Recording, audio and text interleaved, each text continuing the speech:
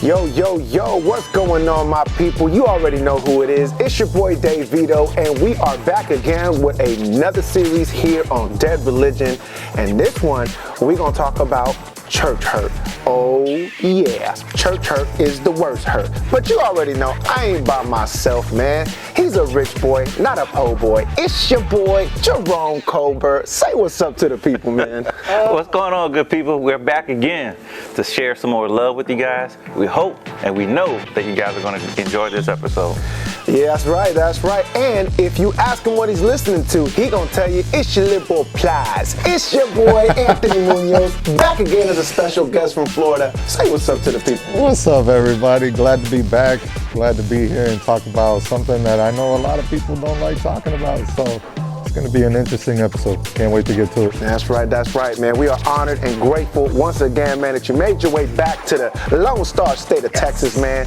All the way down from the gunshine, man. We are grateful that you are here, man. Let's get into it, man. Let's go. What is your church hurt story? Wow. All right. So my church hurt story is comes a long time ago. If I've said it before, if nobody's ever listened before, this is your first time.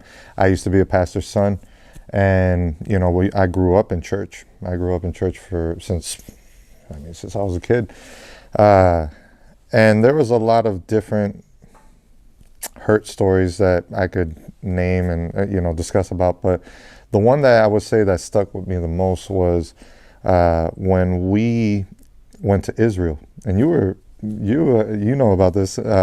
We went to Israel. We were actually out there for about, I think it was 3 weeks, almost 3 weeks that we were out there. Got to experience the Word of God and see it, which is I recommend to everybody and anybody to go out there and experience that. So seeing, the Bible basically coming to life and, getting to read the story and then being able to go on the same sea where Jesus walked, the Sea of Galilee, and being able to take a boat ride on there. And so many different examples of that. But when we returned, we had a little bit of a different perspective on God, religion, Jesus, the whole thing. And you really truly learn something completely different when you go to the motherland, when you go to the Israel and see all the history and the foundation where it all began, right? So like the whole history of it. And it is definitely a mind-blowing experience, one that will leave you questioning what you have been taught basically your whole life. But when we came back, the perspective had changed. And I noticed that once my dad started speaking this to the congregation and to the church, they all, like the majority of them, turned their back on my dad, and they was like, there's just no way, and this and that, and blah, blah, blah. And we went from a pretty large congregation to very few people. And everybody had turned their back on my dad, and it made me wonder, like, wow, like, I actually got to experience this. Like, I got to read the Word, then I got to see it, touch it, smell the air, smell the environment. And then it's almost like they're calling us liars, and they're telling us, no, you're wrong, and, this and that. So it was a moment that really stuck with me, that, like, man, I don't understand. Like, we're trying to bring a new perspective, a different perspective, one that we were just learning about. And they didn't want to take that. They didn't want to take it. They didn't want nothing to do with it. And it affected my dad, it affected me, it affected my whole family. And it made me question a lot of things because of that situation. So I know everybody has a church hurt story, and everybody's is different, but that was definitely one that stuck with me, that made me think, like, wow, that I can't believe that just even happened. And you're right. I absolutely remember that, and I remember not just the outrage and the words that were spoken behind closed doors about your family, but I also remember the attendance dropping as well, and the people just saying, you know what, we're out. we're not doing this. So I definitely, I remember that very vividly, man. Thank you for sharing that, brother. Jerome, man, what's your church hurt story? Yeah, so I don't have a church hurt story, I would say, that affected me in a bad way. In church, my mom, she shielded us from a lot of things, and she didn't let it like really fester into us to affect us to where we didn't want to be a part of something, because she held different levels of capacity inside of the church. But I will say the lens that I was viewed in from the church community shifted, and it started shifting when I went off to college. So when I was in college, I used to always go home and I would always attend church. And I would have conversations with people in church, right? And based off of those conversations, they would tell my mom that they felt like I've changed. And for me, I started viewing that as a limited growth mindset that they were trying to instill in me. We talked about it before, that they tried to, like, religion, and in particular, the church community that I grew up in, they wanted us to be one-dimensional. They wanted us to think a certain way and to act a certain way. So I went off to college, and I'm exposed to all different type of people, diverse people from across the world, you know. So my mindset started shifting. I started thinking not small town Jerome, where he grew up in Burrick, Louisiana, but global reach Jerome, where I wanted to develop myself and hold myself at a different caliber. I wanted to continue to grow.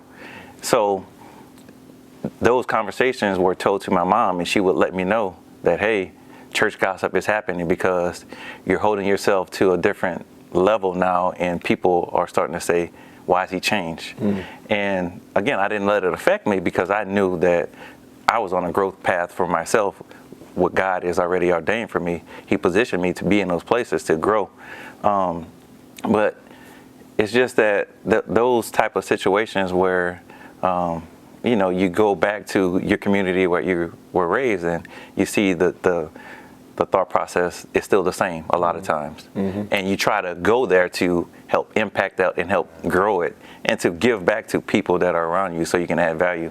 And, you know, at that point I was still young, so I didn't know really how to navigate through it, to still really like press through and really do the right thing to help everyone around me grow, like people that we want to disciple and we want to see, you know, achieve certain things. But I had to figure it out. Man. So pressed on. You know, I love the fact that you were able to, that it affected you differently. That you were able to, because your mother shielded you from a lot of those things as a kid, you in turn were able to shield yourself from a lot of those same things. I'm sure your mom probably received it and got it, and, you know, probably 100%. Heard left and right. But it's crazy how God always has this beautiful way of being able to teach us things through the examples of others, and how it manifests itself much later on in our lives, man. So I'm grateful that you actually shared that, man. That's dope, man. Yeah, and it's good. Like this topic right here, when we decided to make this a subject, it had me to reflect on those moments. And I started to see that shift in my life, where as before, you can't really like pinpoint unless you really like have these thought-provoking conversations to understand like why it happened and when it happened and where you're at now. Yeah. One thing that you said about that people were saying that, you know, you're changing and stuff like that. And I think people have a bad perspective of what change actually is. You know what I mean? Like, oh no, you're not the same person you once were, and you've changed. You're not like how we used to kick it, like, and this and that, blah blah blah. And it's like, I am not designed to stay the same. I am designed to evolve, to change with maturity, with age, with all these things that, you know, life throws at you, lessons that life gives me. If I stay the same, I will have the same results in my life for as long as I stay in that position. And that's not what life is about. Life is about changing. That's why you have caterpillars that turn into butterflies. The walk of growth and stuff like that. It's made to bring out the beauty in all of us. There's beauty in all of us and everything like that. And change is what brings it. If you don't learn from the change or learn from the lessons, you will remain the same for as long as it takes for you to recognize it. Yeah. Yep. You know, that's a man.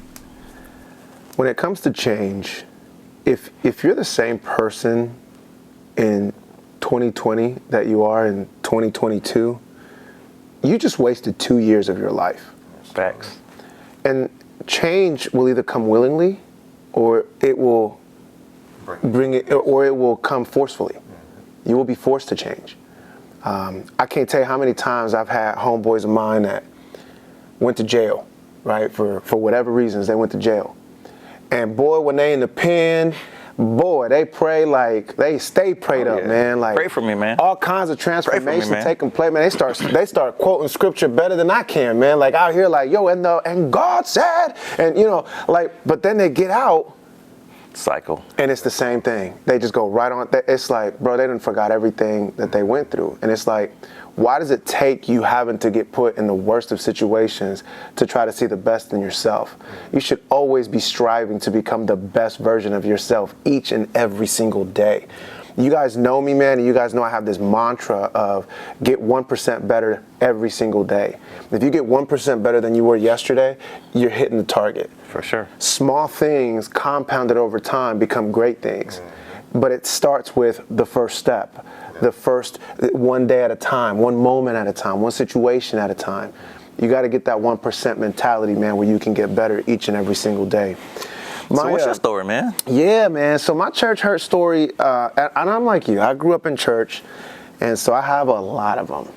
I have a lot of them. But the biggest one that I had is my wife and I, when we met, you know, we were both coming out of divorces.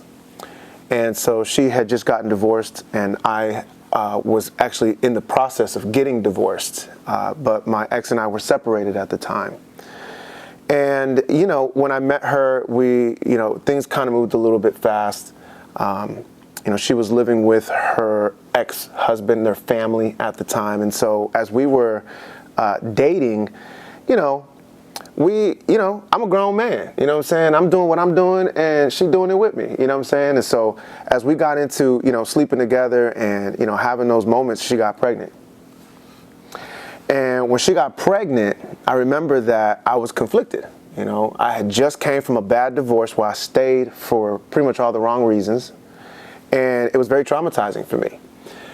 But on the other hand, I wanted to be right with God. You know what I'm saying? I didn't want to have a child out of wedlock, so to speak. I wanted to get it right.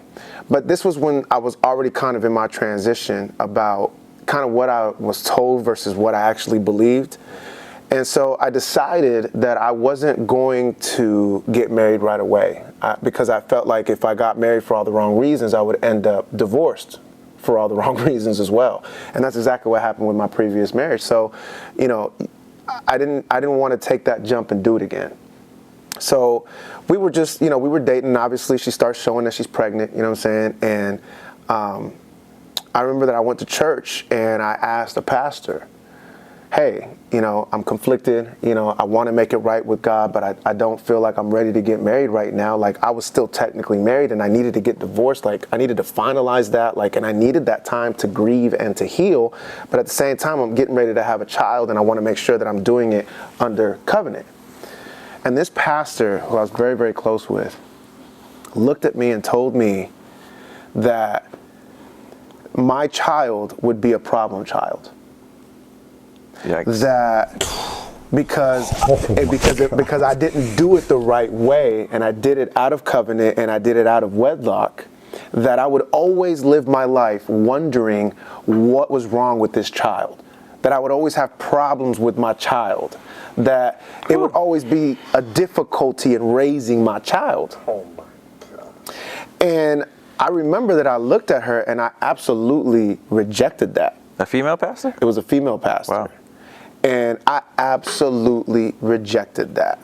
As a matter of fact, we had my daughter. That devil. Oh man, let me tell you something. We purposely had my daughter out of wedlock. Because I was like, I'm not gonna sit here and take somebody's curse over my child. Like God does not make mistakes.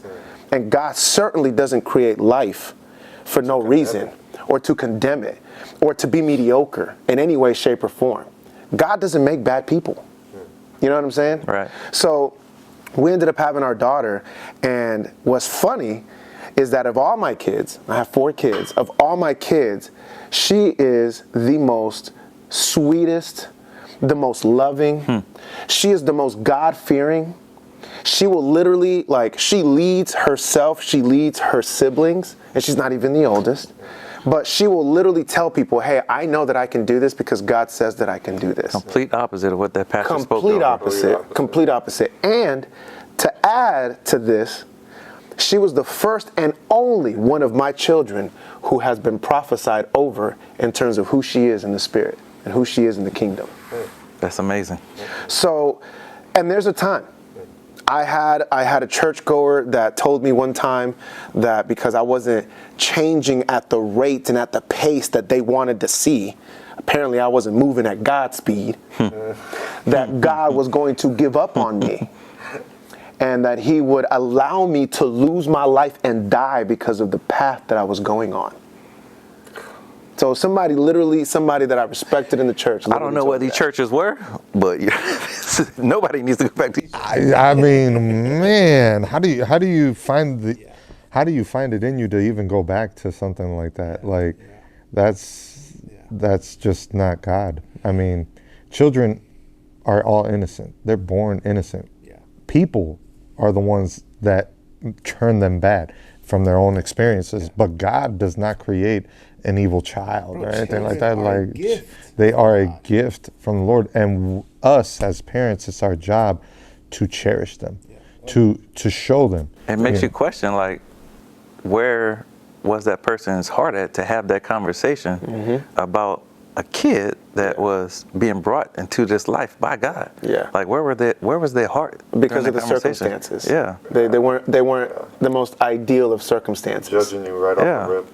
But I know a couple kids that in the Bible that were born under some unusual circumstances. For sure. That turned out to be pretty great. And one of them happens to be Jesus. I mean, I would love to know how out of wedlock they ended up having a child that would end up being the savior of the world. And maybe they missed that mark. Maybe they forgot about that story. But at the end of the day, pick and choose what is right and what's wrong. You know what I'm saying? It could have detrimented my relationship with God, and it affected my relationship with them. It absolutely affected my relationship with that church, hands down. No question. And they would hate on me whenever I'd go to a different church. They would talk bad about the pastor, or they would talk bad about the congregation, or some of the practices in that church and stuff. So it was a cycle that was ongoing and never ending. But at the end of the day, that is my church hurt, among just one of many church hurt stories. But that is definitely the one that I felt like I wanted to share with you guys and share with you guys in the world as well, man. Listen, we coming back next week with another spanking episode about how church hurt has affected us. You do not want to miss it. Listen, man, if you have not gone on our socials, please give us a like or follow. Go on the website.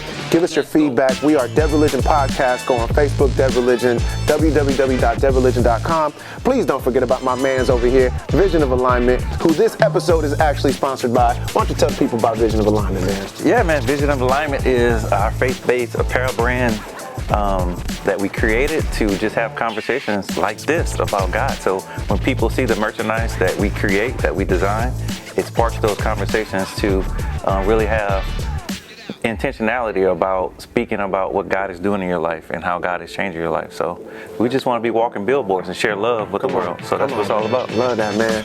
Listen, man, my name is Dayvito. That's the co-host, Jerome Colbert. And that's our special guest, Anthony Munoz. And we are out.